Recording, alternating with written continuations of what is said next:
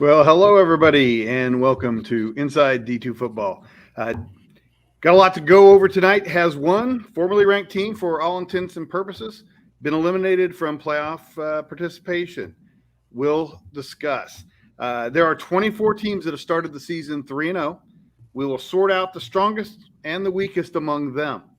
We'll also look at next week's outstanding schedule. And Harding coach Paul Simmons will join us to talk about the Bison's game against Ouachita Baptist. Again, thanks for joining us. Uh, I'm Brandon Meisner, joined by Devin Albertson, Chuck Bittner, Chris Ferguson. Tony Nicolette will join us later in the show. Matt Wicke is also with us. Justin Pulizzi is off tonight. Tonight, we will start with the only matchup of two ranked teams. So Nebraska Kearney led 21-3 late in the second quarter, and it proved to be all that they would need as the Lopers beat Washburn 21-13 on the road. Devin Albertson, MIAA columnist, what did you see in this game?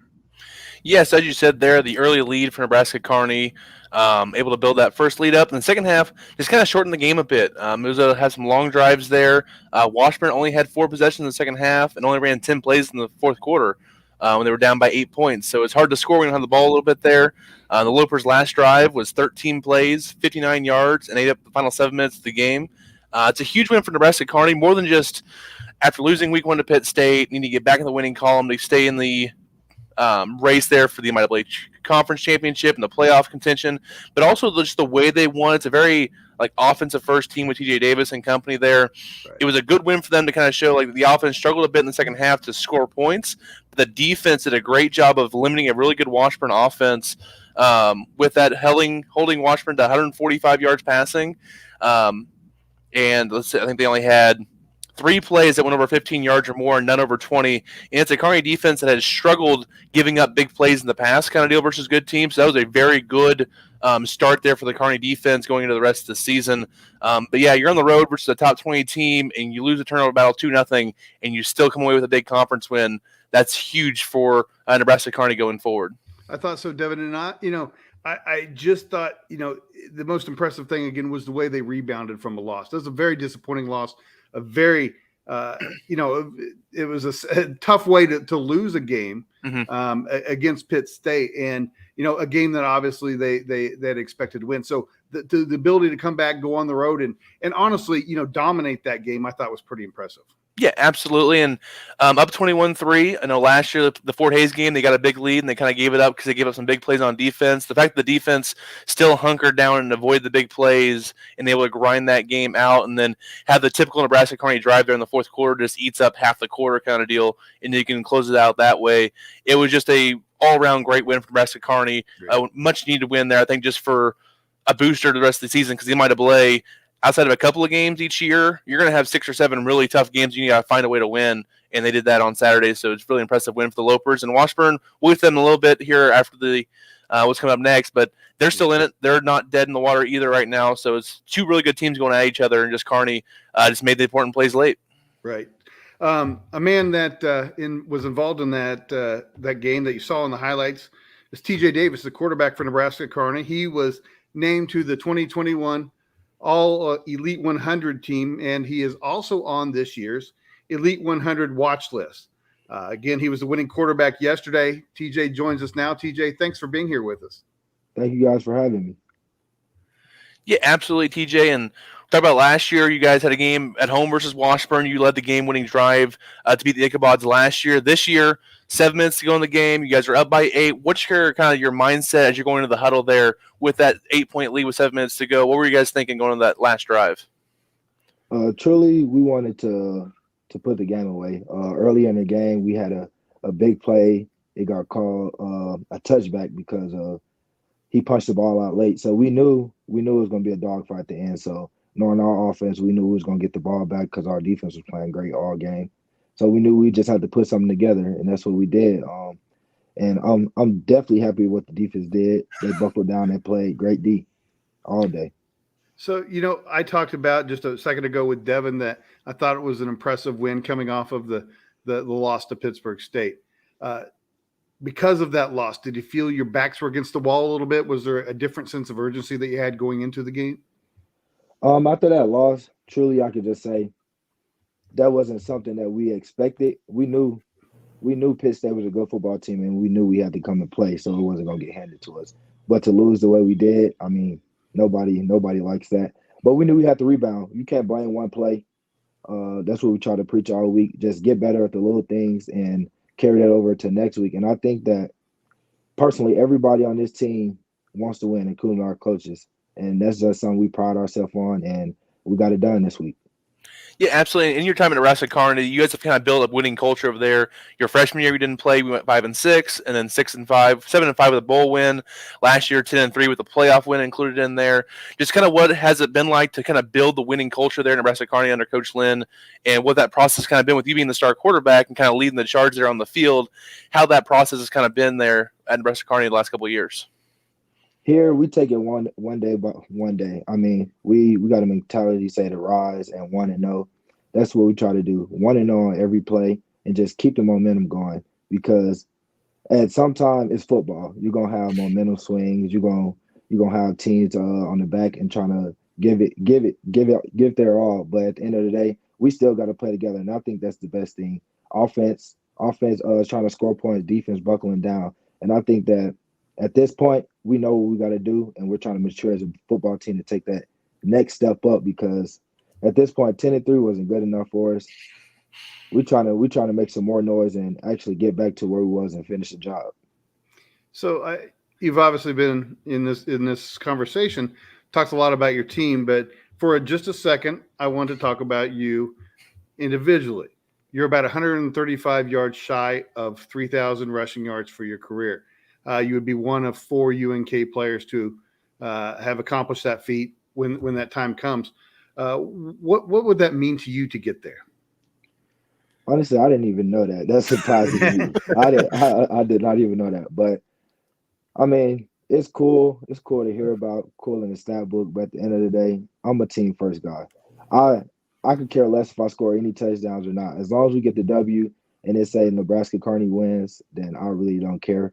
But just seeing it and getting a recognition, it definitely feels good. Now let me add this too. You've been a player that has been part of, you have had a tenure that involves COVID. Do you have an extra year that you could take? And is there any chance that you would take it if you do? Yeah, I do. I have an extra year, and you'll see me back next year for sure. Okay, very good. Last year we had Michael Zeman on, and he revealed that to us during that too. So it's really exciting to have great players come back and play Division II football for another year. Yeah, see, here's the thing. I mean, at this point, I love college football. Like, why would you want to stop playing, especially having another year? Right. So I'm happy for you for that. I'm sure the MIAA defensive coordinators aren't too pleased about hearing that news there. But it's great to see you in the MIAA doing what you do there. And we talk a lot about you and how great of a player you have been for the Lopers over the last few years. But there are other guys in your team that have been really good as well over the last couple of years. Who do we not talk about enough on your team? Don't get probably the attention or credit they kind of deserve, that sometimes you see the spotlight just because you put out good numbers. But who is on your team that you kind of want to give a shout out to here for what they do on the football field?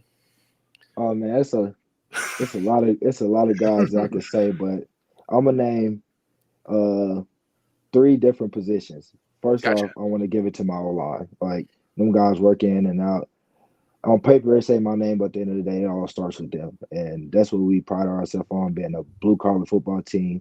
And we run the ball down people's throat, and that's what people know as us, and we're gonna try to continue doing that. But also, I want to give a shout out to our receivers, because it's hard being in this offense, and I know that. But at the end of the day, when the ball come their way, they go catch it. And then when we run the ball, they make great blocks on the perimeter to set us up for success.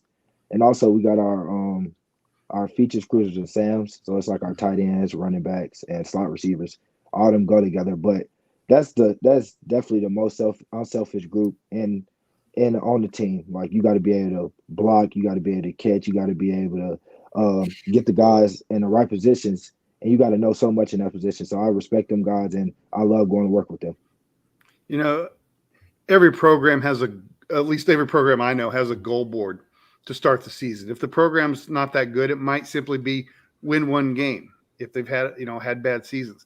A few years ago, Coach Lynn talked about getting over like the 7-win mark or something like that.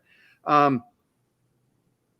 imagine that UNK's goal board is a little bit more than just win 7 games or just win 1 game. Obviously, an undefeated season is no longer possible. But what are goals that are still available and are still part of the goal board for UNK? I mean, at the end of the day, you want to try to win out and win your league. That's the main thing. And at this position, I think we're still in that. I mean, week in and week out, you still got to play your A game, because if you don't, you can't lose. And we just seen that last week. So any given week, anybody can be beat, and we just got to make sure we stay on our toes and make sure we finish out strong. You know, talking with you before a show came on, you said you're a Tampa Bay Buccaneers fan. I live in Kansas City. The quarterback He's a Saints fan. Yeah, whoa. He's a Saints fan. My bad. He's a Saints fan. They lost to the Bucs. He's a Saints. Sorry, bro. I get didn't to do that, that. DJ. No. Yeah. So okay, it doesn't matter. But I was gonna relate this the Bucs beating the Chiefs, but in any case, Patrick Mahomes lives here. He is a well-known sneaker file. All right. Mm-hmm. I have been told by a well-placed source in the UNK football program that you have quite an extensive shoe collection. Can you verify this? Yeah, I do. I got a couple pair of shoes in the closet right now. What's the best one? I don't know. I can't even just tell you that. If I would give you one right now, I'd just say my Burberrys. Okay, very good. So, well, TJ, we thank you for joining us. Wish you the best of luck through the remainder of the season. Thank you guys for having me. Thank you for being here. All right, that's Elite 100 quarterback TJ Davis. The Lopers, Devin, remain in contention for the MIAA title. He mentioned that. A game behind a few teams. Obviously, contention for a playoff spot as well. So winning the league is going to be a taller task with that loss. But what is your assessment of the MIAA to this point? Well, I think right now the 2 undefeated teams are obviously the favorite at this point. Northwest, and then Pitt State, who's played really well to start this year. They've probably been the most impressive team to start the year in the MIAA, and they have a big game coming up with Northwest here in about a month or so. That's going to be big down there at Pittsburgh. But also, I think Nebraska, Kearney, and Washburn are right there in that mix still. They still got big games coming up against both of those teams. So they're definitely in a position where if they win out, they're definitely controlling their own destiny. I still have no clue after those top 4 what to do with teams like Western and Emporia. Because Missouri Western came out the first 2 weeks. They looked like they had their hair on fire. They were playing really great. And then they dropped one to Emporia, who dropped one to Central Oklahoma week 2. Like, I just don't understand what those two teams are going to bring in, week out, to be consistent enough to win a conference championship on there. So I still think it's a 4-team race with the Bearcats and Gorillas kind of head and shoulders right now. Maybe not head and shoulders, but like slightly ahead in that race because they've taken care of business so far. But still a lot to work. I mean, the MIAA week out, there's some weird outcomes that kind of happen that kind of get thrown at you that can definitely throw a wrench in things. You could see maybe Northwest drops one to a team not supposed to in that top 4, and it really throws a wrench in things on there. So I'm really intrigued to see how it's going to play out. But as of right now, it's kind of those top 4 teams, which are kind of expected at the start of the year. It's just Pitt State has supplanted Kearney for that second spot as a favorite kind of deal in the conference. Well, could a case be made that Pitt State's the best team in the conference? I don't think Definitely they've struggled at all, have they? I think they could be made there. It's hard for me to do that at this time just because of the way they beat Kearney late in that game. It was kind of the last-second throw kind of deal. But, I mean, their O-line's big. I mean, I know they struggle to run the ball at times this year, but just looking at that's the time I watched their game, I'm like, damn, that O-line is just massive. And I love their quarterback in Dodson. That kid's a gamer. They're a little more varied than what we've seen in the past there for them. So they're definitely right there. And since they have Northwest at home this year, that's definitely an advantage for Pitt State as well later in the season. Sure. And Kearney has Northwest at home as well. So it'll be tough sledding, or it could be tough sledding for the Bearcats. Anyway, point. Great. Thanks. That's a good wrap of the MIAA. Let's head out east in PSAC action, where California rallied from an early deficit on the road, scored 23 unanswered points, but Shepherd extended the game into overtime with a field goal on the last play of regulation, and then they would win the game by kicking a field goal on the last play of overtime and the bottom half of the first overtime period. So, Chuck, you're in Pennsylvania, but you watched the game. Sounds like it was a great game in Shepherdstown. Yeah, it certainly was an interesting game. I'll tell you guys, technology is a wonderful thing. I was out at a game yesterday at Shippensburg, and so I'm seeing the alerts that this game is coming down to the wire, and I'm watching the game and trying to listen to it while I'm taking photos and watching the game in front of me. Technology is a wonderful thing to be able to track that stuff. Then I watched the full replay of that game this morning. The outcome was probably about what we might have expected, 3-point game that could go either way, but the routes that it took to get there made it a very interesting game. I mean, Shepherd actually opened with 13 points to go up by 2 scores. They're actually right on the doorstep of making this a 3-touchdown game in the second quarter, and that's when California actually rose up and made a huge stop that ultimately really changed the direction of this game. The Vulcans then went on to score 23 unanswered, which isn't going to happen very often against Shepherd. It takes a Ferris State kind of a team to pull that off. So they score 23 unanswered, really put Shepherd on the back foot. And I kind of thought that the way they were able to do that had more to do with the California defense than the offense really finding their stride. The Vulcans had a really successful strategy of using their edge rushers to contain Bagent in the pocket and then get pressure exactly right up the middle with their defensive tackles. Really worked well for them in the middle stages of the game. But at the end, Tyson Bagent, he's the Harlan Hill Trophy winner. He gets the Rams down the field. They get a field goal on the last play of regulation, and then they win it in the OT period. So just a thrilling game. The outcome is just tremendously important for both these teams because California's 1-2 now. I had this team winning the region, right, and possibly being in the PSAC championship game, which they still can do. But boy, they're really under pressure now because they have no margin for error as far as the playoffs. They actually could still get into the PSAC championship game at this point, probably easier than they could get into the playoffs. So really, really difficult loss for them. And for Shepherd, I think it really displayed that at this point they are the most complete team in the Northeast region and Super Region 1. They still have some issues to work on, but I certainly felt that coming out of that, they demonstrated that they are a complete team and showing some of the magic that we saw in the playoffs last year. So exactly what we saw last November. It's interesting, guys, that you said that about their edge rushers, because if you recall, they won the 2 games in a row on a Hail Mary. And both times he was able to escape and rolled right, I believe. Is that accurate? Yeah. Is that the way you guys remember it? Yeah. So maybe it's a situation that was or a strategy that was gleaned from watching the playoffs last year. Sure. All right. So Shepherd is as Shepherd does with the late game theatrics. Yeah. So, all right. Yeah, guys. I mean, that's in that stadium, and boy, they are tough to beat there. I actually picked Cal to win that, even knowing full well that Shepherd and Ram Stadium is probably the toughest place to play in Super Region 1. I went with the Vulcans. They almost did it, but that's a tough place to get out of there with the win. All right. Let's go ahead and look at some other scores involving top 25 teams. We'll also bring on GLIAC columnist Tony Nicolette, but bringing up the wrong slate. There we go. Top 25 results of note. There are several of note in this, not because teams won or lost, but just because of the games. Indianapolis at Tiffin. We thought it would be a close game, and it was. Yeah, a really great game too. It was very interesting because Indianapolis returned the opening kickoff for a touchdown, and then Tiffin played shutout defense for the next 50 minutes. And Tiffin had a 20-7 lead going into the fourth quarter, and it really looked like that was most likely going to hold up. And actually, Indianapolis really kind of turned the offense over to their quarterback, put the game in his hands, and he made some big plays running the ball. Actually got down the field and got a couple of scores from them. Greyhounds actually scored on a 4th and 8 with about 6 seconds left in the game to tie it, and then the PAT won it. And then they actually tacked on an extra touchdown on the Stanford band play at the very end. But really dramatic one in the GMAC GLVC crossovers. I thought that was going to go Tiffin's way. I think that they're still a very good team and will be a factor in the GMAC. But for Indianapolis, I think it really kind of sets them on the way. Losing to Tiffin last year, I think, really just kind of threw their season off track. And I think winning this game is a really big deal for them. In the South Atlantic Conference, what was a shocking score for me, not the result, but the way it played out. Newberry had to go to overtime to beat Emory and Henry, a brand new Division II team. Yeah, Brandon, that was a pretty evenly played ball game, even though Emery and Henry ended up having the ball for about 38 minutes in the contest.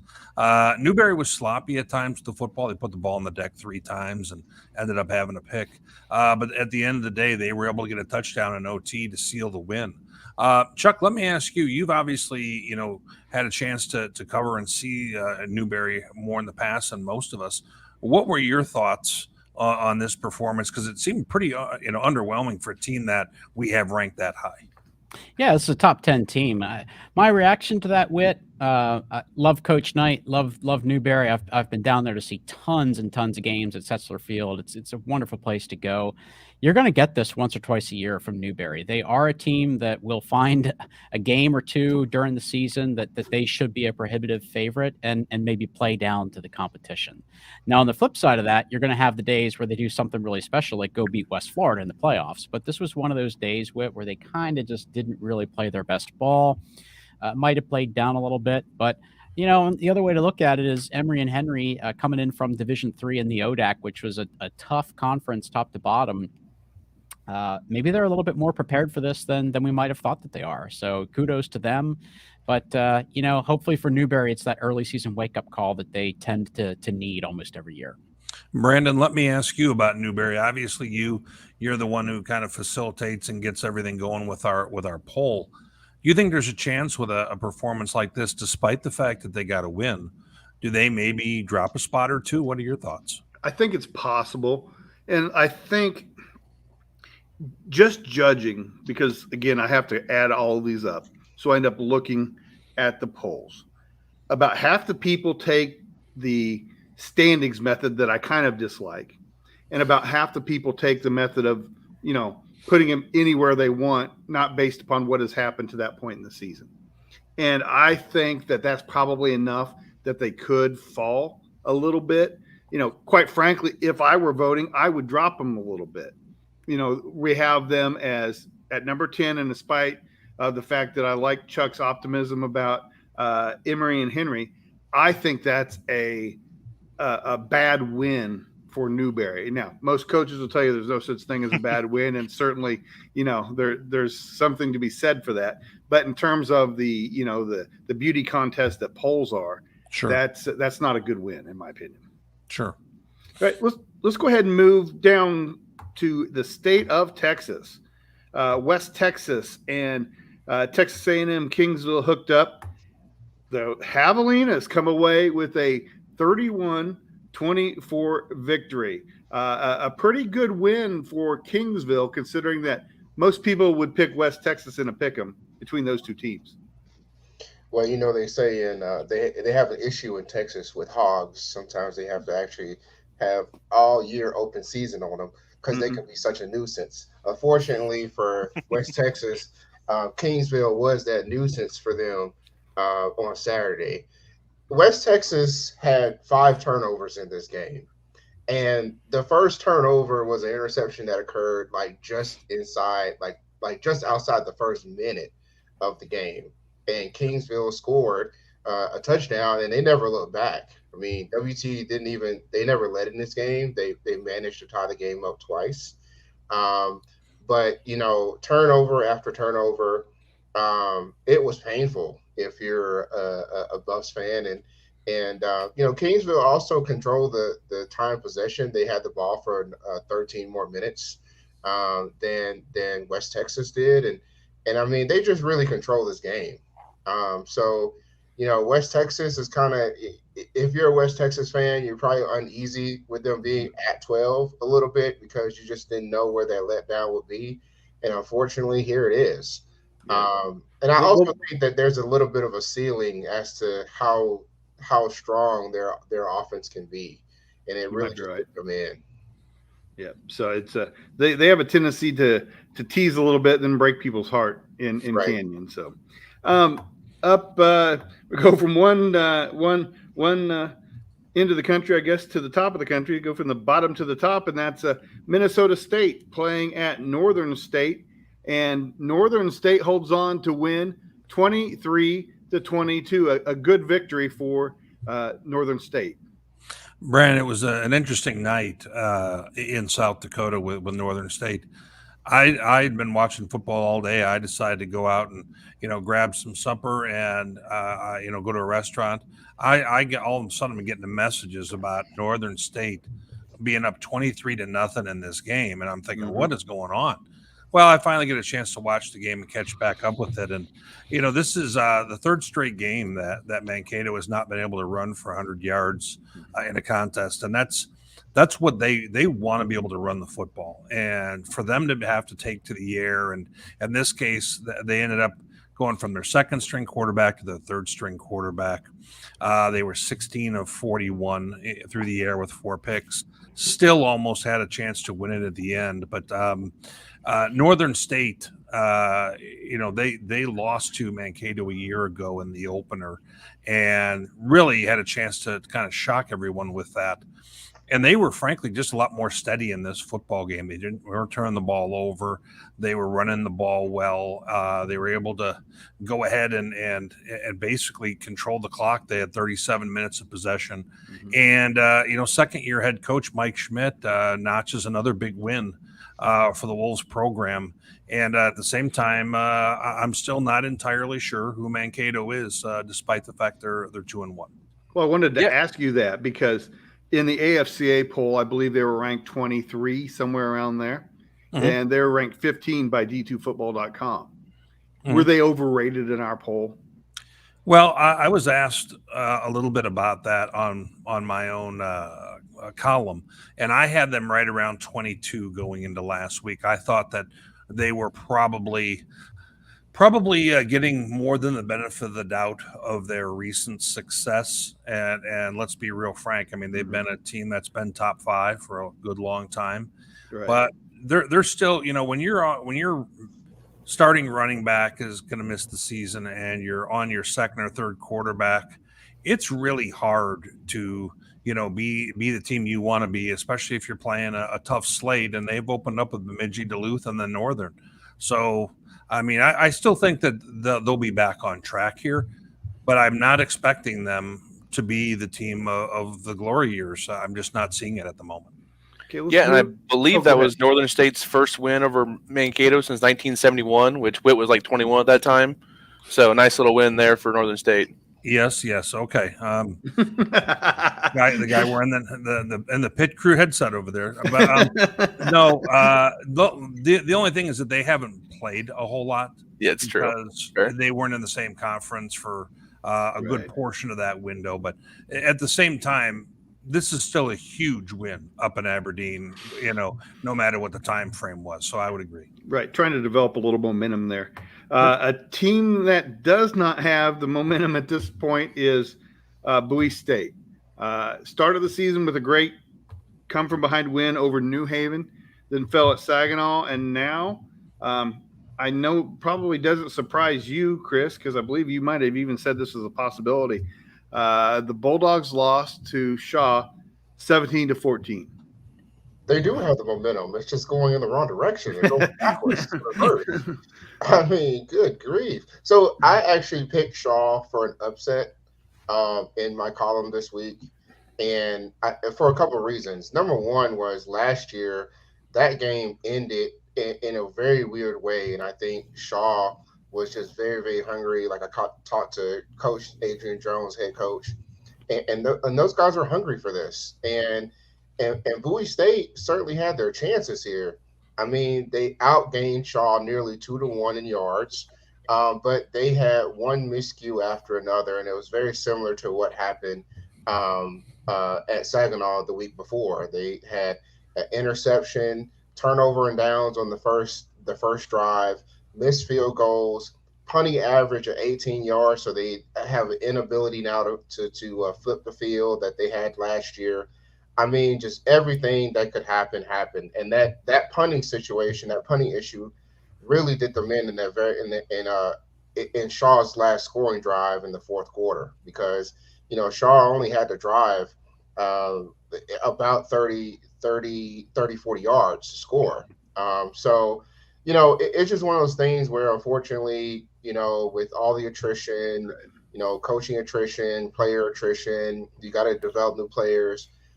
these mistakes are just going to happen. And, if they're able to retain quite a bit of the players so they're still young, Bowie certainly could challenge a couple teams later in the season or even next year. But, as of right now, they've really fallen back down to earth.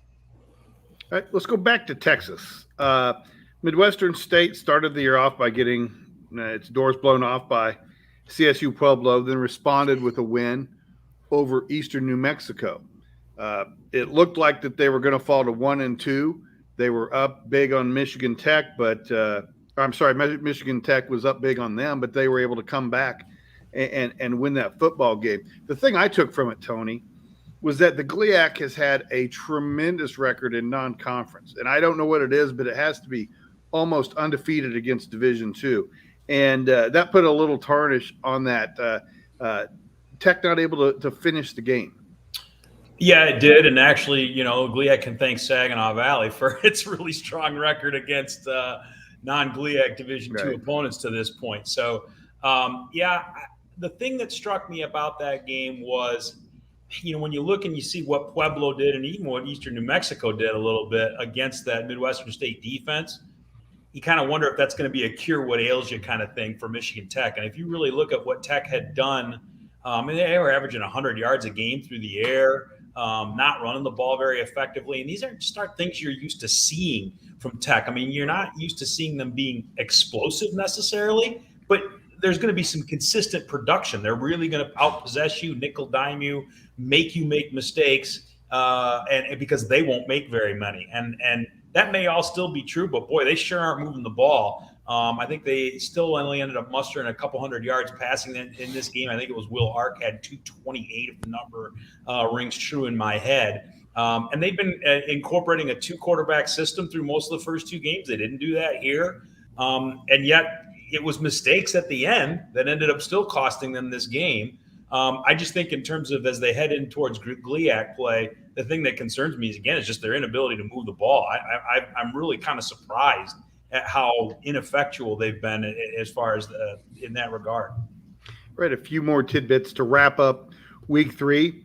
One of the best programs that's kind of fallen on a little hard time lately is Tuskegee. They got the 700th program win this past weekend, a pretty impressive number.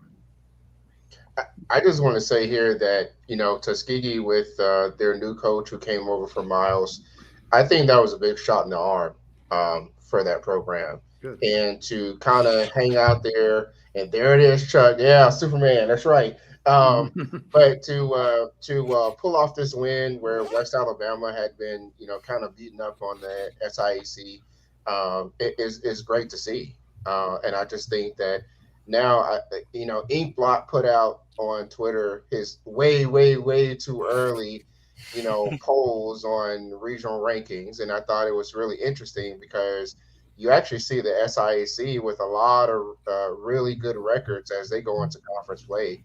And I just think that, another non-conference win with Tuskegee is just really big for the conference. Yeah, so I thought it was a great win. There were so many years, during the early 2000s that I had wished that Tuskegee participated in the D2 playoffs. They didn't for a long time because they played in the Turkey Day Classic.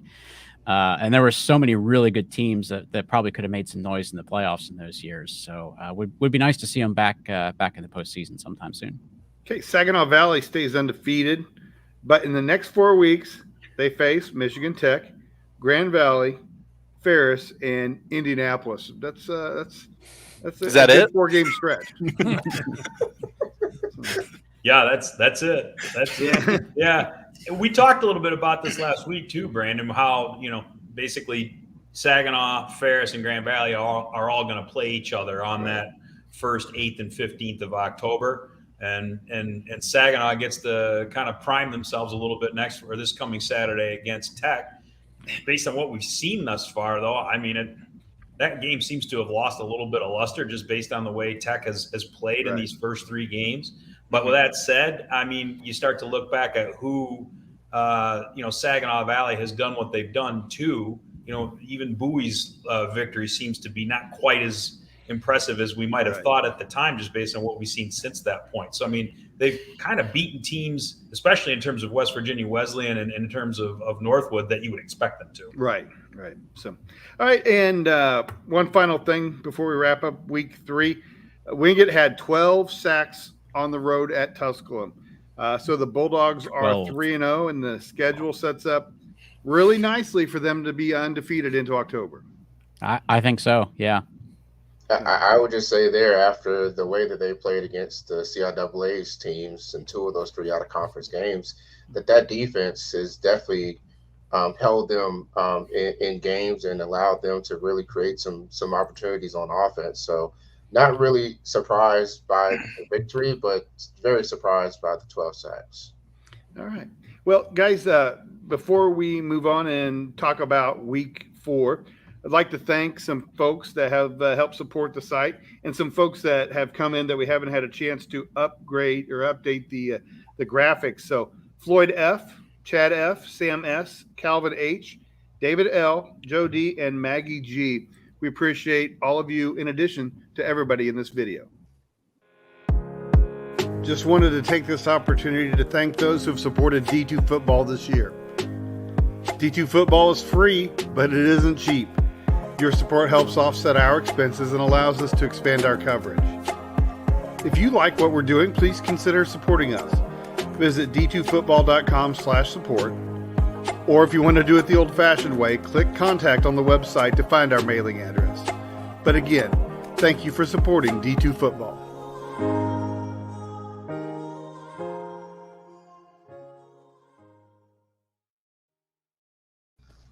Well, we do have a good slate of games this week. Week 4, probably the best game of the week is going to be the battle between Harding and Ouachita Baptist. Both teams are 3-0 to start the season, and the winner will remain atop the GAC standings, of course. And joining us now is going to be Harding coach Paul Simmons. So, Coach, first of all, I know that, you have practice and stuff on Sunday, so I really appreciate you being here. Man, I'm excited to be on. Thanks for having me very much. Thank you. So, you've had a relatively comfortable, I know, when you're coaching, you're always anxious and you can always think of several ways that things could go off the rails, but you've had some relatively comfortable wins so far with kind of a young team. How were you able to get things and everybody going in the same direction so quickly this year? Well, I tell you what, we really do have some pieces that are young. We've never had a redshirt freshman start at quarterback in this system. But what we do have is we have tremendous continuity with our coaching staff. I think this is the best staff in the country, in my opinion. We've been together for a long time, and so not a lot of changes in the offseason. And then we really are veteran on the O&D line. If you can be really good up front, that'll buy you a little bit of time while some of the younger kids catch up. But our young men are special. They expect to win, and our coaches put them in great situations. So we're probably a little bit ahead of schedule right now, but we're excited about what's going on, and it's been fun. So I want to read a list of a few names that you lost to graduation: Cole Chansey, Dylan Hendricks, Corey Beatty, Preston Payton, among several others. So I know back when Coach Huck was the coach, the design was to transform Harding into a program, not a collection of players. When did you all know that Harding had transferred to, quote unquote, program status? Well, that's kind of hard to answer because our standard for what, makes it a program instead of a team has got nothing to do with wins. This year, week 1, we walk in the very first day of fall camp and we handed out conference championship rings and we celebrated that. And I said, okay, guys, what is the goal? What are we here? What are we doing? And I said, man, I can promise you this, the goal is not about winning. For us, the goal is one thing. How do we have the very best culture in the country? And for us, that is defined, number one, by trying to honor God. I mean, we're sinners. We're going to mess up, but we want to honor God with how we run our program, how we love each other, the level of accountability, of work ethic, of passion, of selflessness. How do our guys carry themselves that are third string and are not getting to play? We want to build a dynasty of men, and I mean in the right kind of way. We want to raise up Christian fathers and Christian husbands and guys that are ready to lead and to serve. But kind of the neat thing is that when you do things the right way, when you have a really high standard for your young men and the culture, then the wins seem to come along with it. But we feel like we've been a program for a long time instead of a collection of athletes or a team. And we just want to keep on raising the bar when it comes to doing things the right way. Earlier you mentioned that you've never had a redshirt freshman start a quarterback. Cole Keelan is that young man. To start the season, he's hit on 50% of his passes, and he's thrown 3 touchdowns. Makes it look like you have a little bit better ability to pass this year than you've had in the past. What's that doing for you? What will that do for you? Well, there's no doubt. Cole is he's kind of a funny guy in that if you walked in the room, you would say, "That's your guy. That's your quarterback." I mean, he is not super impressive to look at. He's got messy red hair. He's very unassuming, but he absolutely is a winner. He's a winner. He's one of those guys that whatever he does in practice, he does it better in the game. He's accurate. He makes big plays. He's not afraid of the spotlight. The kids believe in him, and it's been fun to watch him go and develop. In week 1 we were bad. We were sloppy, and we threw 3 touchdowns, which is not our MO. Right. But that certainly has impacted defenses so far. And in all honesty, if we're going to be a team that wins in the playoffs, we've got to be able to attack the whole field, and throwing the football is the way for us. And we're excited about that, the future of that. We've won a lot of games here without throwing the football, but it sure makes it easier when you can attack the whole field. Right. You're known as a rushing team. Omar Sinclair was kind of your home run hitter last year. Obviously Cole Chancey's a great fullback, elite 100 player, but Omar Sinclair had, high yards per carry last year. He's injured this year, but you haven't missed a beat. So Will Fitzhugh is kind of taking Chancey's place at fullback, 61.3 yards a carry. Jalen Spicer has 60.7 yards per game, and 13 yards per carry. And then Keelan has 56 yards a game. Is that just, another indicator that you guys have it going as a program where it's plug and play almost? Yeah, we have 5 guys that are over 100 yards rushing right now, and that kind of speaks to our offense. And there's no doubt, Omar is a special electric talent, and not having him right now is, it's just tough. I mean, but every coach in the country could point to an injury that has impacted their team, and right. I'm not going to do that. We will be very excited when Omar comes back, whenever that is. But we certainly believe in the kids that we have right now, and with our offense, it's all about taking what the defense gives you, and probably the best part of our team right now. There's been years before when we didn't have an elite fullback, or we didn't have we had 2 out of the 3 threats. But right now we really do feel like our quarterback is a threat, the B-back's a threat, our slots are a threat, and now that we can throw it, we're a lot more complete offense for sure. And the O-line is so veteran and so dominant that that gives us a chance every Saturday. The thing no one thinks about is it's harder for us to win games a lot of times in our league than it has been in the playoffs. And that's because we see teams that defend us all season long. You look at 2017, right. I mean, we went 8-3, and I don't even know how we got in the playoffs. And then we in my mind, if we didn't lose a quarterback, we won a national championship. We win Region 3, which is the toughest region in the country. But that's because when you're a playoff team and you find out on Sunday, hey, we're defending Harding, it's just a really, really Right. short week. And so, we want to be conference champions. We don't want to lose ball games. But for us, it's all about let's get in the playoffs and then let's play together as long as they'll let us, and let's make some magic. And, when you're in the flex bone, the nature of it is you're going to start slow and you're going to struggle early. But then as the year goes on, the timing, the details, it gets better and better and better. We have been a team that week 8, 9, 10, 11, man, we start rolling people. So, you mentioned earlier when you were talking about your quarterback, Cole Keelan, and you're talking about his attributes. And then we talked about the statistics, and really it was showing that you guys spread the football out a lot. There's a lot of unselfish players. Society today is kind of a selfish society where everybody wants theirs. How do you find enough people that'll accept that system and fit into that system? Well, I'm gonna tell you, you are speaking to who we are, what we want to be about, and this is part of why we went to the flex bone. Okay, Coach Huck walked in my office. I was the defensive coordinator. He was the head coach.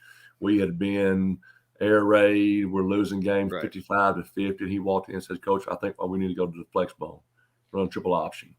And I sat down and I typed out 10 bullet points of why that was a bad idea. Okay. Mm-hmm. Obviously, I was dead wrong, but he just said, "Coach, this embodies who we want to be as a team. The physical play, the attention to detail, the unselfishness, and it is a great equalizer. It gives you a chance every Saturday, regardless of how good the athletes are. But I'm telling you, when we recruit young men, we absolutely are looking for elite, selfless, high character guys that care about one thing, and that's not even the W. It's how can I be a tremendous teammate? How can I make the guys around me better? How do I figure out my role and then embrace my role?" And the receiving core on our team, those guys embody what we are more than anybody that there is. I mean, they get the ball rarely. They fight like crazy. They block their tail off. Their name rarely gets called. But that speaks to who we want to be as a program. It's not about us. It's not about us. It's not about us. It's about, how can I bless the guys around me? How can I make the guys around me better? Our culture absolutely is self-serving, self-seeking. You have guys that walk in your office and say, "Coach, I just got to do what's best for me," as if that's a fact. We don't believe that. We say that is not true. You don't have to do what's best for you. You do what's best for your family, for your brothers, for people that are around you. It's not about you. It's about, how can I serve? That's what it's about. And that's what we want to be about in this offense. You have to be about that if you're going to fit in here. And we have had a guy or two come through here that were elite talents, but they didn't buy into the brotherhood before self mentality. And so they're not here anymore. And so we love that. We embrace it, and it's been great for us. You mentioned that you were the defensive coordinator under Coach Huck. You're known, Harding is known, I think, for running the flex bone. Right. I think that's what your reputation is. Having said that, I think what has gone unnoticed over the years and what has been apparent over the years is you guys are playing pretty good defense as well. And so, how is that developed? And do you agree with that sentiment? No, there's no doubt. It's the defense that we have played here has been unbelievable. We ended the season 2 of the last 3 years allowing the fewest points in the nation. The defensive staff here does an incredible job. And, a long time before we became a flex bone team, we had a great, great culture on defense here. And, the bar is raised really, really high as far as the kind of guys we have and what the coaches do. We play great defense at Harding, and it all fits together. If you can play great defense, run the football, control the clock, then you're going to have a chance to win football games. Well, let's turn to this week. You face a great opponent in Ouachita Baptist. So I am not unaware of the importance of the Battle of the Ravine to Ouachita Baptist and their game with Henderson State. Having said that, it seems like you guys, Harding, Ouachita Baptist, have developed a pretty intense rivalry of your own. Yeah, there's no doubt. This has it's been a big game for a long time. It seems like in recent years it feels more important because I guess in the last 5 years we've won 2 conference titles and they've won 3. Right. It's been a very pivotal game, and it's been. I just went back and looked today. You know, starting with like 1998, no team, either one of us has won more than 2 games in a row. It has been a very close situation. And really, you know, last year we kind of won big, but before that, we had several years in a row where the game was a 1 or 2 point game every year. You know, got great respect for Coach Knight and his guys. They have done a great job building that program. There's a lot of things about the programs that are similar as far as style of play. Right. They have a very dominant running game. They scheme the run game really well. It's not the flex bone, but it is pretty unique in the way they get extra hats at the point of attack and run the football well. So yeah, it's going to be a physical war and or battle. I shouldn't say a war. I just talked to my guys about the difference in a battle and a war. And for us, the war is being Christian men and Christian fathers. But the battle is big ball games or really tough classes or relationships. So I just told my guys in the meeting an hour ago that we're not going to talk about wars. Okay, the war is for your heart. But yeah, a giant battle Saturday, and we're looking forward to it. So, you know, you mentioned that you kind of had a little easier time with them, a little bigger margin of victory last year than had been in the past, which have been a lot of close games. Last year, Riley Harms, the quarterback for Ouachita, got injured before the season started and was unable to play. He's back playing pretty efficient football. Was 8 of 8 last week. What does he do, or what kind of spark does he give their offense? Yeah, you know, he's a dual threat guy. He looks more like a defensive end than a quarterback. You know, he's 6'5" and throws the ball well. He's making really good decisions. But he definitely gives them another element. He's a threat, and they have weapons everywhere. The running backs are really good. The O-line's really good. The receivers are really good. I mean, this is you know, definitely one of the biggest challenges that we've seen in a long time as far as an offense. And obviously got great respect for, you know, Coach Derby and Coach Shockley and how they do things with their offense. And, you know, we got our hands full for sure. Sure. And, you know, one last thing you're talking about, they run the ball well. They got TJ Cole. Everybody kind of knows about him. He was an Elite 100 player, but Kendall Givens is kind of a different kind of dude for them. You know, how do you defend that 2-headed monster at running back? Well, like I said, we got our hands full. TJ Cole is definitely a great player. You know, he's a guy that we recruited really hard out of high school and ended up not getting him. I wish we had him. Kendall Givens is another very talented young man. I mean, he's a heavy, thick, but he's got really light feet. But it all starts with their O-line. You know, their O-line does such a great job, and you know, it's going to be a physical war without a doubt, and physical battle without a doubt. But yeah, we recognize what it's going to be like, and our you know, I know that our guys are looking forward to an opportunity to go play in a big game. I told them today, I said, guys, regardless of the outcome, there's nothing else in your life that is anything like getting to play in a huge game. You know, you go on the road with your brothers, you're going to be in a packed stadium, the game matters. There's other things in life that are really neat and special, but nothing is like getting to go out and compete and play in a big game. And so we're excited about it, looking forward to it.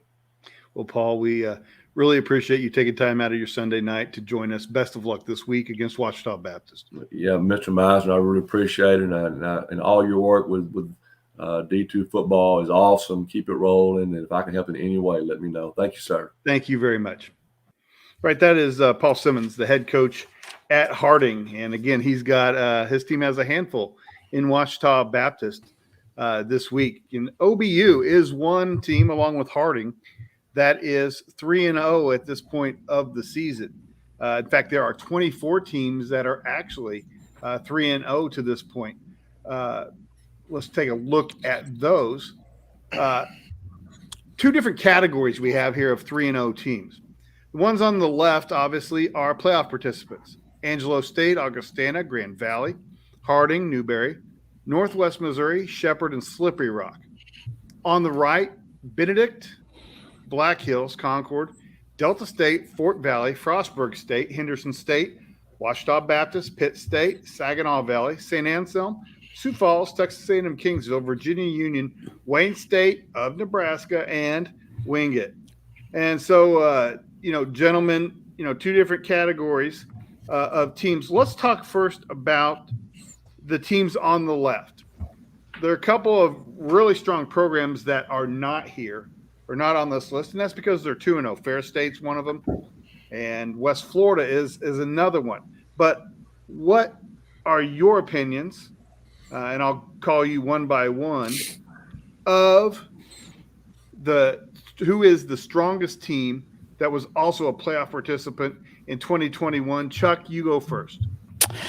I guess I got to go Grand Valley. A little bit of luster taken off of the victory at Pueblo because Pueblo stumbled again this past weekend, but Sure. Still really like the way they opened their season. Actually was pretty impressed. They seemed fairly well focused last night. They're playing that team Lincoln from California. We don't know a lot about them. They're a little tough to get a read on. You kind of felt like we know that's they a game. get beat a lot. Yeah, we know they're bad. It kind of felt like that's a game where they may not be as focused. They may not be ready. And I actually thought that they performed pretty well. So I would go with Grand Valley. Devin, what about you? So is this one that I can still take Grand Valley to take somebody else? No, you can still take Grand Valley, yes. Okay, so I'm still thinking I want to take Northwest, but I don't trust that offense at this point, or maybe Harding, but I'm thinking Grand Valley. They're just the most proven commodity of that group as of right now. Okay. Whit, what is your opinion? I'm kind of at a fork in the road here with these guys because I think on any given day, I think Grand Valley, Northwest Missouri State and Angelo State, I think could beat each other. If they play each other 10 times, 5-5 type thing. I mean, I'm probably leaning to Grand Valley, but I think it's that tight with this group. Given the fact that teams like Ferris and West Florida obviously aren't in this immediate conversation because they've only played 2 games. Right. Chris, what are your thoughts?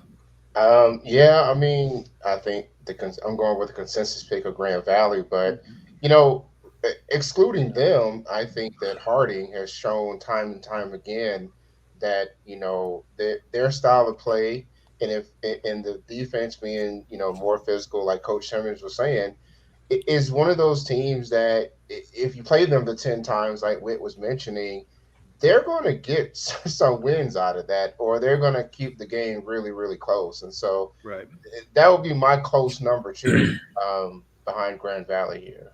Right, and Tony, to wrap us up. Sure. And hey, look, guys, at Grand Valley, I'll kind of exclude myself from that, just being the GLIAC columnist. Don't be a wimp. Don't be a wimp. I will say that I have been impressed with Angelo State. I mean, I saw firsthand how strong that Colorado Mines team is, and to go into Golden and get a win in week 2 like that, that is just an impressive victory. It really is. And there are statistics out there that talk about the teams that play Ferris and Grand Valley the week after, their win percentage isn't real good. So maybe mine's, was a little beat up or whatever. I don't care. That's still a really good win. And Permian Basin is not the doormat that they once were. So, I mean, they've got a couple of really good wins under their belts already. And I also think Harding is a real challenge. I mean, they are so confident in what they do.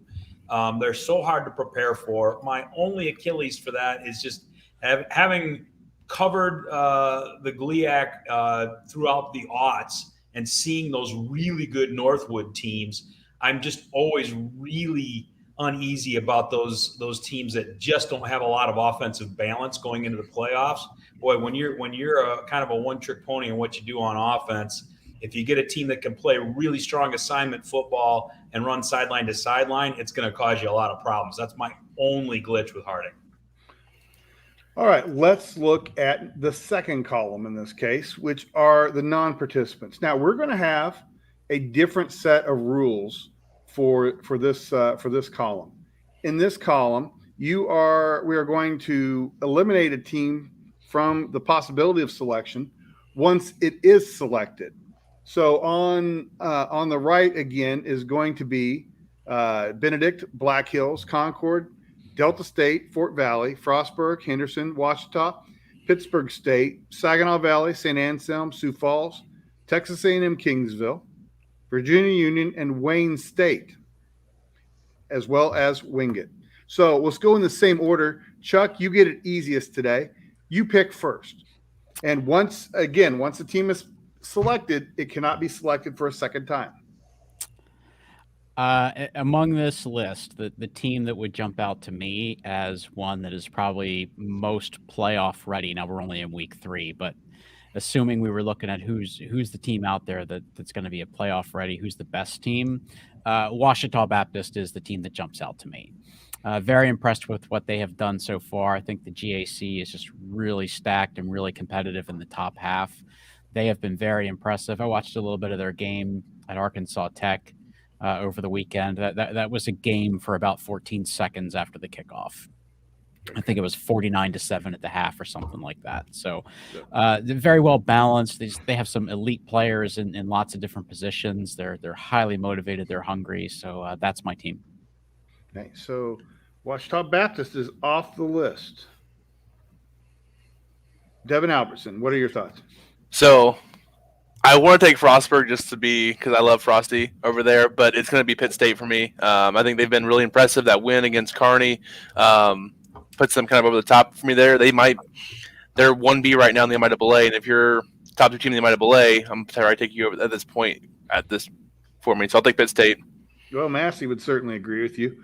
Me and Massey are best friends. That Wit. We're down. We don't have Ouachita. We don't have Pitt as a possibility. Who would be next that you would select? I'm going to take the University of Sioux Falls, and I put them in my top 25 in my vote earlier today.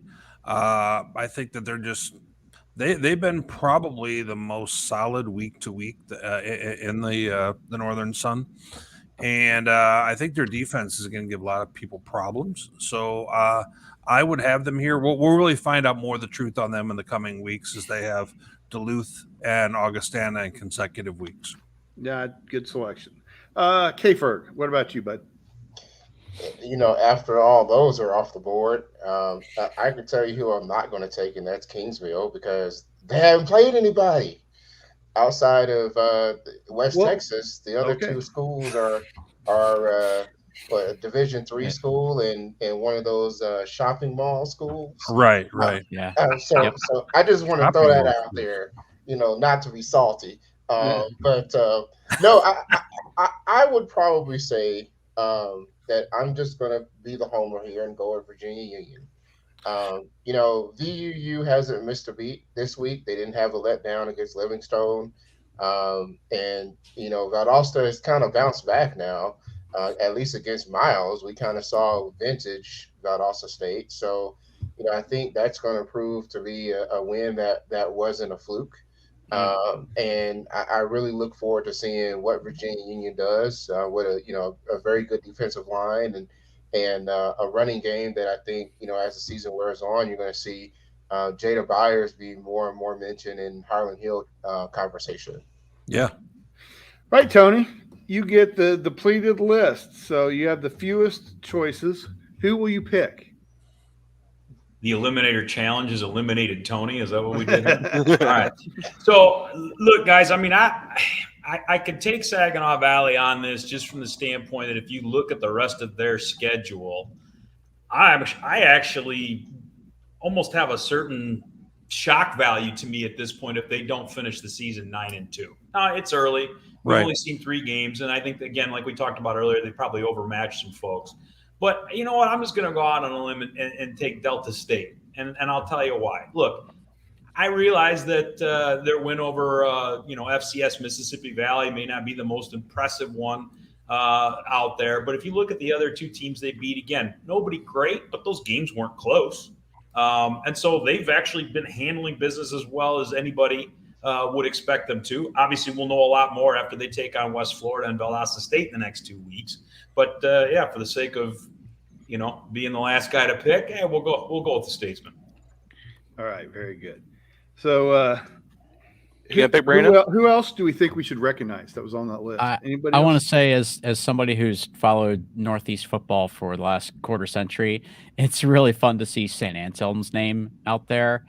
They have been, for years, really one of the laughing stocks of Division II football. If they got one win every 2 years, that was probably punching above their weight a little bit for a long. Just to be clear, everybody.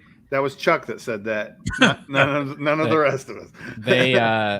Well, look, I mean, you can't sugarcoat it. They were legitimately one of the worst programs in Division II for a long, long time. So it's nice to see some success up there. It's a beautiful place up there where they are in New Hampshire. Beautiful facility that they play in. I'm happy to see some success there. Brandon, Black Hills is on here as well. Yeah, and they're an interesting squad.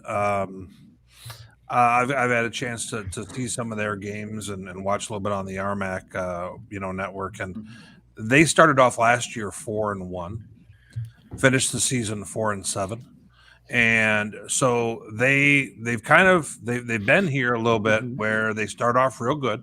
So I'm curious to see where this takes them, kind of from this spot here with a RMAC that looks like it's kind of all over the place right now. They're on my weight loss program. It looks good for a couple weeks, and then it's just downhill from there. That was what it was last year. There was a weight loss program? Exactly. So, all right, guys, let's go ahead and look ahead to the games in week 4. And I think we got a pretty good slate here. I'm really very happy with it. The undercard, as Matt likes to call it, has some interesting games. But I think if we were to have included them in the pick'em, Matt, don't you think that we would probably have all picked the same teams to win?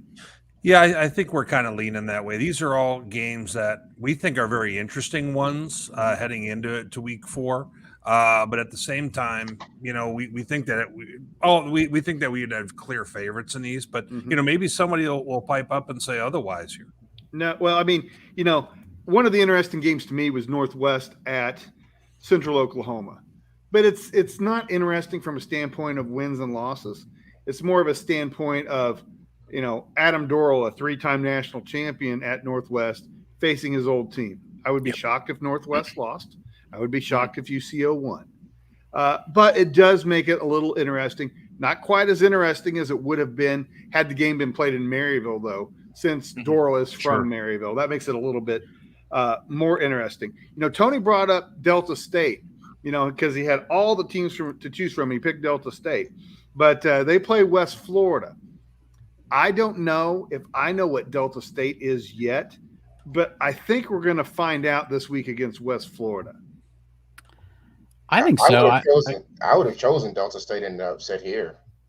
I think that we still don't really know who West Florida is either. Especially at the quarterback situation. We just don't know just yet. This is going to be a really good litmus test for both teams. I agree with that. I think this could have been a toss-up. If we were picking it, I would have had to look really closely at it to really see who I would favor. I watched West Florida's game against Southwest Baptist, not this past weekend, the weekend before. I think West Florida is probably right where they want to be right now. They have not faced competition that's really up to their level, so they're going to see that this weekend. But I think they're right where they want to be. I think that they're coming along just nicely. I'm very impressed with their quarterback, Pee Wee Jarrett. Very dynamic player. I will be excited to see him against a Gulf South defense. I am not drinking the Delta Kool-Aid at the moment. So I have West Florida putting up a number in that game. I think West Florida they've been kind of in the weeds here, guys. We haven't been talking about them. They haven't had a feature game for us to really chat about. This team could win a national title. I'm saying it right now. I agree. That's why I say, Whit, I think they're right where they want to be right now. Yeah. Didn't we say that last year? Well, you know what? Last year they had a big target on their back after being national champs. They got the poster boy quarterback coming back and all that stuff. Not a lot of people are talking about him this year. I think it's a lot different that way. I agree. I think it's very different. We were We need talking a about hunter West instead of Florida. hunted. Yeah, we were talking about West Florida and individual players on this show every week. And this year, we're 3 weeks in. This is what, our 4th or 5th show. We've hardly talked about West Florida at all. Pee Wee's going to be a dude that we'll be talking about. You wait. I'm waiting because he's on my fantasy team. Found a way to get that in there, huh? Well, I think that's the first reference in a very long time to his fantasy team. Am I just not remembering these things? I had to lay low for a little. Remember, I had to lay low last week. Right, another game that probably lost a lot of its luster, but still is fairly interesting. Might find out something about West Texas when they play Angelo State. Yeah, their backs are against the wall right now because this is a situation where they actually won this game last year. But now we kind of know that, WT is not – they normally take care of the ball very well, so maybe last week was a little bit of a fluke. But they've got a real challenge here because, Angelo's got, this 2-3-headed monster in the backfield, and they're going to have to figure out real quick, they can't afford a whole lot of mistakes against a team that seems like a well-oiled machine. So, yeah, this game has lost some of its luster. But, Angelo is certainly going to be out for revenge as well. In Colorado, CSU Pueblo 1-2 is going to play Colorado Mines at 1-2. Both teams are 1-2, but it seems like they're a world apart in terms of perception now, Whit. I think that's a fair statement, Brandon. Colorado Mines – I think outside of about the top 10, I would still have them beating everyone else, across the country at our level. They're good. So they're a strong team. And, I think they had a chance to kind of had a get right game, of course, a week ago when they hung up, I think only 84 or something Maybe they'll figure it out this week. Well, and, and on the flip side, 2 weeks ago, we thought Pueblo, their trajectory was something completely different than what we do now.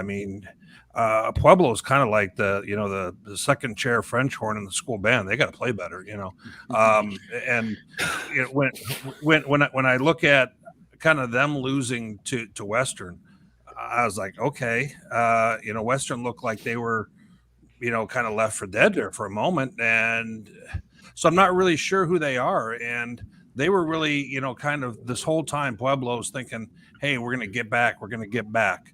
And now they're at 1-2 with this game in front of them. So they're going to be desperate, but I don't see it. I think mine's going to be too much. Chuck, I got pretty good Gulf South game.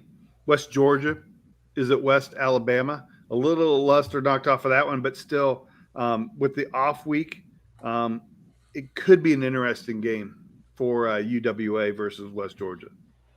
Yeah, it could be. I think West Alabama they kind of firmly fit into that right at the top of the bottom half of the Gulf South. I don't see it for them. Okay. Rushing offense, rushing defense. I think that they have some challenges there. I think West Georgia, especially with the week off, after playing a couple games against some decent competition, the games we expect them to win, but decent competition. They won those games. I think, again, West Georgia is a team that's right where it needs to be right now, but I think this is a game they probably win by a couple scores. And last one to take a look at before we get to the pick'em, Virginia Union 3-0 at Fayetteville State 2-1. What are your thoughts, Chris? Yeah, this is a really good undercard game. Virginia Union's rolling. They're right now the number one scoring offense in the country. Although that is a little inflated. I think a more important stat is they're converting 50% on third down, and that's just a testament to their running game and how they want to play their style of football. Fayetteville State's got a really strong defense, but their offense is like, right now they're settling for lots. They're setting for lots of field goals. They won against Lincoln 19-7. Lincoln has improved on defense, but I expected a lot more out of them. So I just feel like here that I like Virginia Union's chances a lot more, but I don't think it's going to be a walk in the park by any stretch. Should be a good game, and it's also going to be a TV game for the CIAA. All right. Well, looking at the pick'em for this week, it's a bunch of great games. And just so you folks know, anybody watching this, I have been bribed by an undisclosed member of our staff not to display the pick'em results from last week. Here's Wasn't me, I'm broke. What's that? It wasn't me, I'm broke. That's funny. So last week, it's almost Brandon like I Chuck, had the answers to the test ahead of time. Brandon and Chuck not doing so great. Devin, Justin, and Chris, okay. And then Matt, 5-0 last week. He called his shot, and then he hit the home run out of the park. Great job, Whit. That's right. 9-1 in the last 2 weeks. I just thought I'd point that out because 5-0 didn't feel like it was telling the whole story. What happened week 1? Well, I'm 5-0 with this hat on, Chiefs fan. So chop chop. Is it really right now. worth it though? Is it worth it? I know you've seen Major League. I know I can't do any better, Brandon, but yes. Yeah, but it's not worth that hat. You've seen Major League. When Eddie Harris says, or when Willie Mays Hayes says, seeing ain't that important. And I think that's kind of the situation we're looking at here with. Hats for bats. Let's get on with the game so I can, keep tooting my horn here. All right. All right. Pick'em contest this week. Harding at Ouachita Baptist. UND at Ohio Dominican. Minnesota Duluth. Sioux Falls. Shepherd at Kutztown. And New Haven at Bentley. Let's start with New Haven at Bentley. I'm going to go first and pick the Chargers. Chuck Bittner. I've been a little underwhelmed with New Haven since the opener at Bowie State, but I think they've got Bentley's number, and I will go with the Chargers. Okay, Devin Albertson. I'm gonna go with the home team here. Give me Bentley. Okay, we'll get Justice pick later. Chris. I just want to point out that Bentley seems to be really rolling on offense right now, and their star running back, who was on my fantasy team last year, got hurt. And he has since returned and looks like he's ready to go. So much that I picked him up off the waiver wire. So I'm all in on Bentley this week. Whit. I will take New Haven here in the opener. Okay. Tony, do you want to make a selection even though we won't hold you to it? Yes, we will. No. Yeah, Tony, you're on mute. Sorry, commotion here at the homestead. No, I the fact that you're not holding me to anything is otherworld fabulous. So absolutely, since it's non-scarring, I'll take New Haven in this one. All right, and let's go with what do we got next? I'm going to pick Shepherd at Kutztown, and Chuck, you get to go first. Boy, this is a toss-up. I am expecting to go to this game on Saturday, and I think Shepherd is the most complete team, but I think Kutztown knows how to play them. If Kutztown puts together a 60-minute football game, I think they can win this. The challenge is they haven't really played a full 60 minutes in any of their games yet, and I'm going to go with Shepherd in this one. Okay. All right, Devin.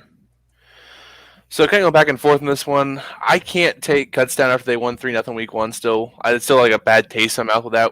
I don't trust the Iowa football of Division II at this point. So give me Shepherd with a better quarterback in this one. All right. Chris. The Cardiac Rams. Give me Shepherd. Okay. Whit. I will take the Shepherd. And I will make it unanimous.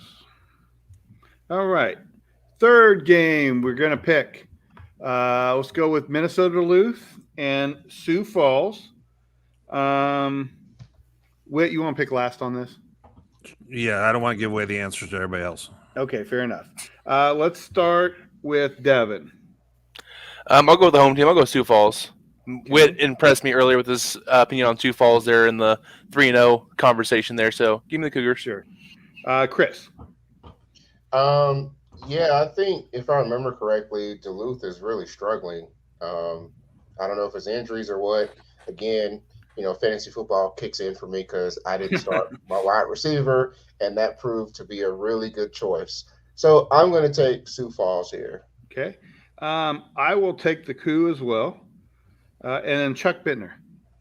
Yeah, I think I'm going to go with the coup as well. I haven't been terribly impressed with Duluth so far. I agree with Agreed. Whit. I'm buying into Sioux Falls, and this is a great opportunity for them. I think this is the week that they get into the top 25 in the polls if they don't make it already this week. And Whit, you've got Duluth, right?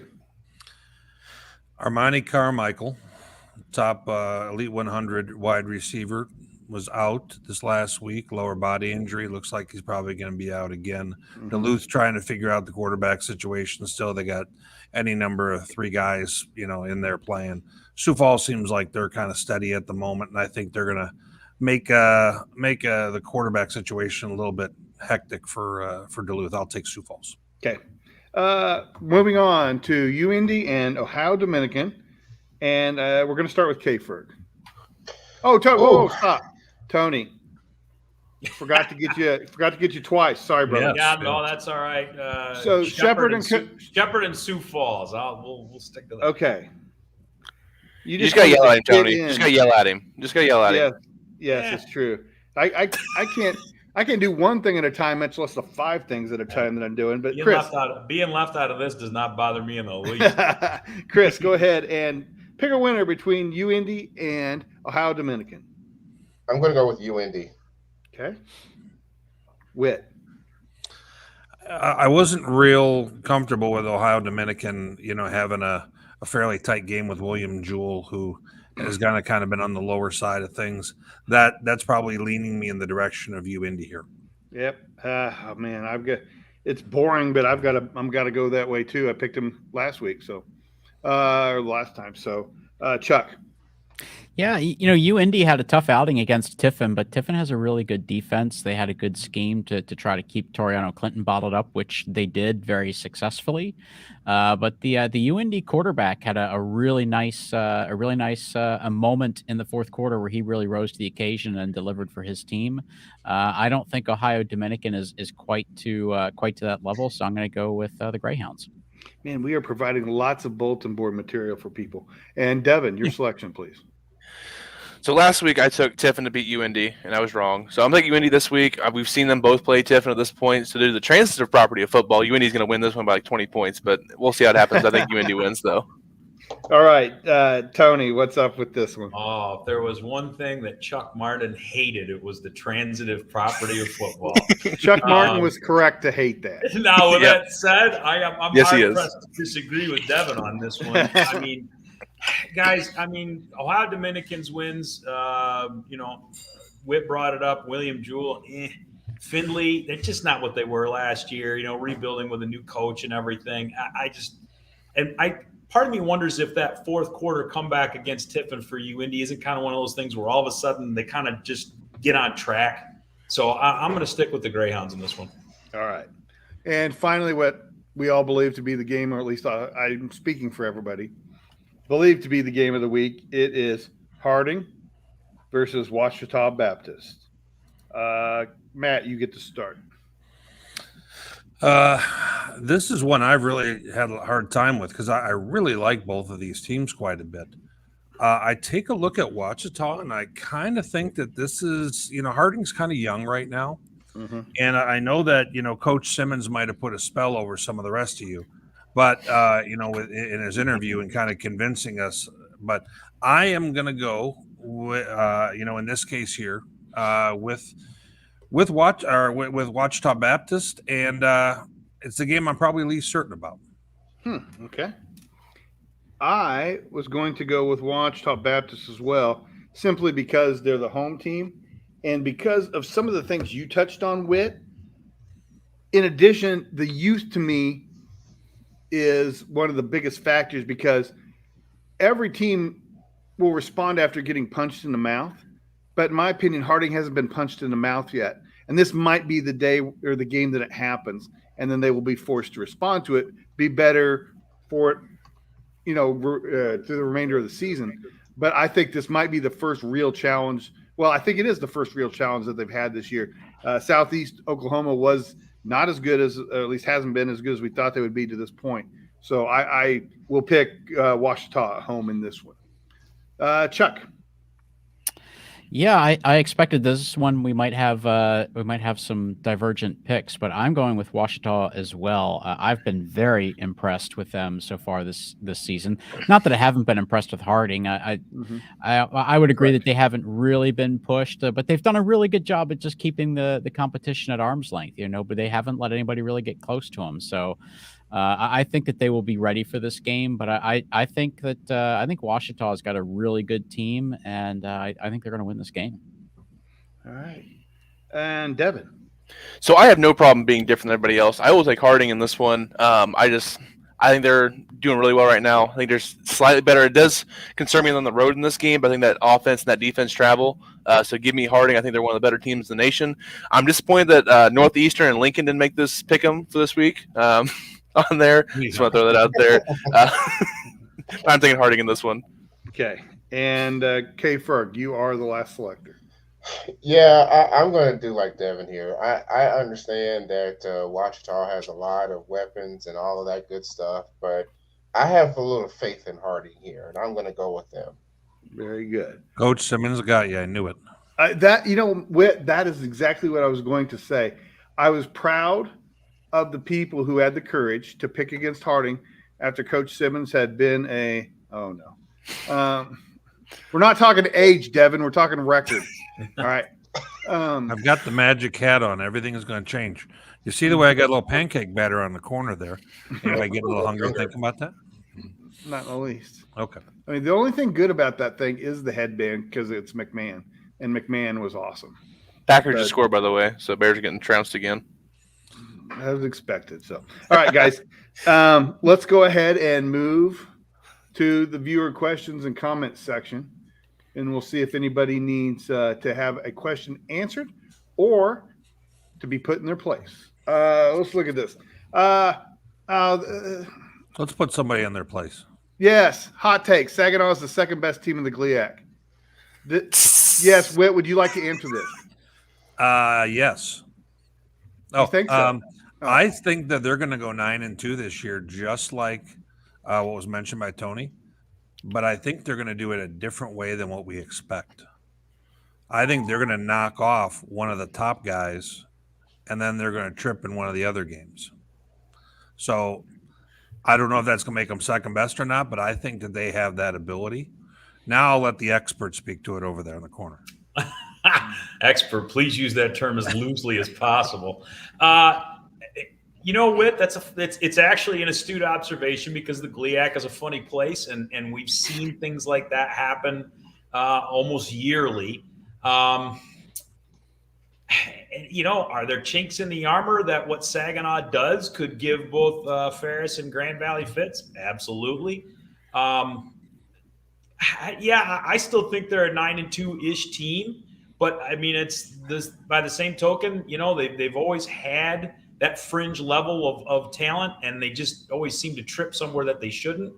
And I wonder if that's not going to still be an issue for them this year. This is their chance to prove it these next 4 weeks, as Brandon outlined. I think they're going to be in real good shape to handle Tech this weekend, and then what's what they do with the 3 games that follow, including a tough game against Indianapolis after that. Mm-hmm. Okay. Sure. Let's look at this one. John Dykstra. John, thanks for watching.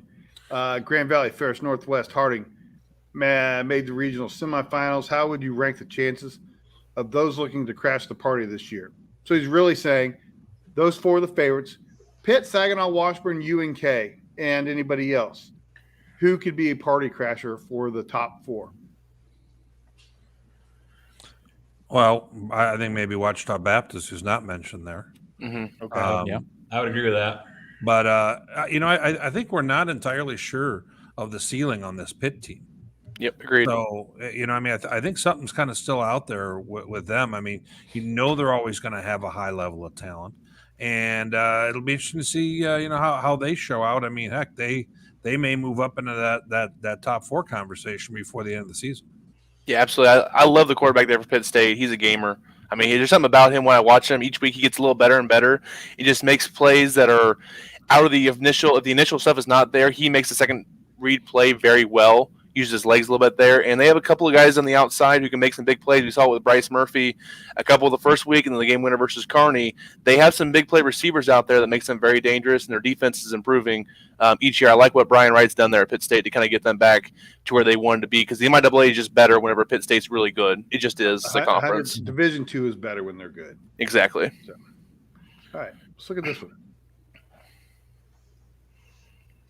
Chris, why don't you respond to this one first? So, Yeah, if there would be a Bowie homer here, it would be you. So please respond to this. Well, I don't know about giving too much of the benefit. I mean, they did beat a ranked team in week 1. So, I mean, you know, with all the turnover and everything, they do demand a little bit of respect. The interim head coach was part of the system that Bowie has had for years, where there are a lot of former players who come back there to coach, and they sort of get elevated into like coordinator roles. And last year, the offensive coordinator and the defense coordinator were Bowie grads and had played there. So, you know, part of it is a system. I think, you know, they've found ways to pull rabbits out the hat at quarterback. You know, after Amir Hall left, they got a transfer quarterback in that, you know, really ran through the conference and made a lot of noise. So, you know, week 1 gave us a lot of hope. Unfortunately, week 2 was a dud. And then this past week was they really just came crashing down to earth. So, yeah, I don't know about too much of the benefit of the doubt early in the season, but there's a lot of obstacles that they are trying to get over. Ferg, I think they've earned that respect. And, Yeah. you know, Agreed. I mean, somebody's got to kind of drop you down at that point after you've had the kind of success they've had there. So I have no issue with it. I think a lot of us had very measured expectations for them coming into the season, because at the end of last year, we were looking at them as like, you know, maybe top 5 team coming into the season. And then because of all the turnover they had in the roster and the coaching staff, I think most of us really kind of adjusted for that and said, we think this is still a top 25, but significantly further down the order. So, yeah, I don't think that they've really been given the benefit of too much of that doubt. I think really, in terms of the polls, remember, we're still only looking at through 2 weeks. Well, they got a win over New Haven, and they lost on the road against a Saginaw Valley team that we're talking about as making a lot of noise in the GLIAC this year. So yeah, they're going to fall out of the polls because they lost to Shaw, and I think that's probably, you know, certainly what should happen. But you know, we'll see what happens the rest of the year.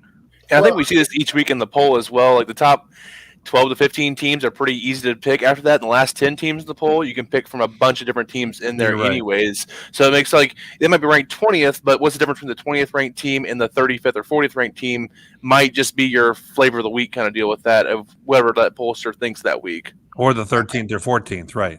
Exactly. I think the other thing about Bowie is that they scheduled up. And I mean, they scheduled way up. Credit to them for that, by the way.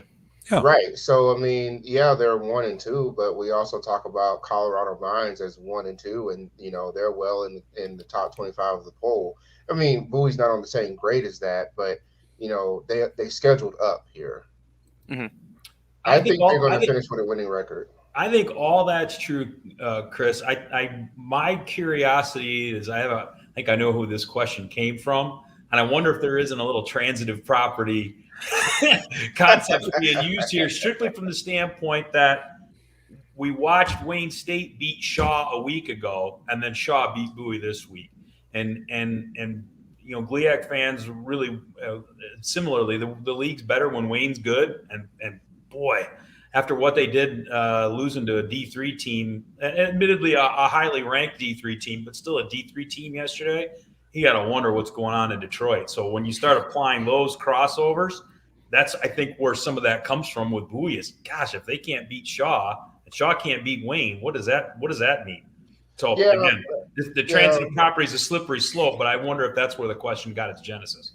Possibly. I just know in the CIAA, and I'm sure this is the way in some of the other conferences, it's like every game's a rivalry almost. I mean, just more than it just seems in some of the other conferences. So Shaw wanted this game. This was one of those games that they don't play every year, but the way that it happened last year, they were just really salty taste in their mouth. They really wanted this game, and they showed that. All right. I agree with this. We've talked about this a lot. A lot of respect for GLIAC teams scheduling very hard non-conference games. Not only that, but it has been extremely interesting, and that's much more important to me than about anything. That Exactly. it's fun.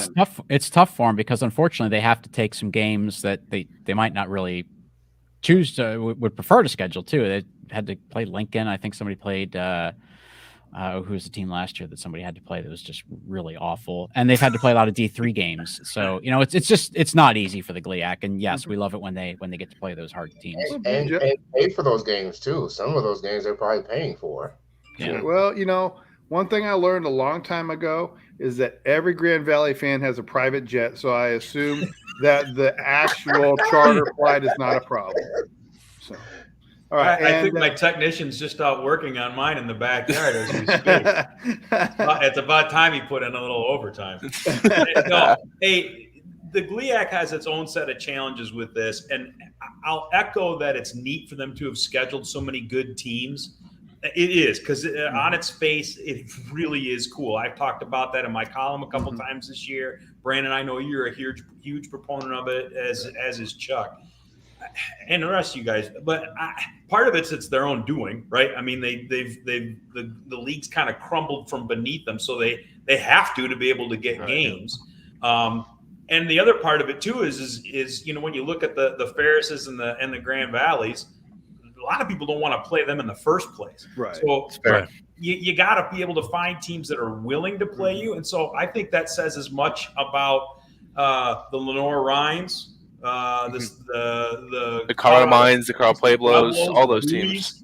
It says just as much about some of those other teams in other leagues that are saying, yeah, man, let's get it on. Let's have some fun and let's roll it out there and see what we can do. So I think it's neat for the GLIAC. It's been really fun to cover it.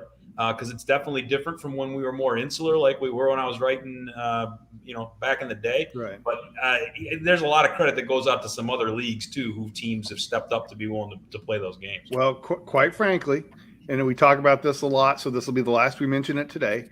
But Grand Valley playing CSU Pueblo is less interesting than Grand Valley playing Minnesota State Mankato, or playing Central Missouri, or playing Pittsburgh State, at least in my opinion. And Hannah would agree with you, Devin. Yep. Man, I hated so much. I missed the old Saginaw Valley versus Northwest, Abilene Christian, or Pitt State versus someone good like that. I mean, those were great games. First 2 weeks of the season, like a team you don't usually get to see. I mean, it's fantastic, but now you get to play the same 9-10 teams every year. I guess 11 teams in the MIAA, whatever it is. It just it stinks.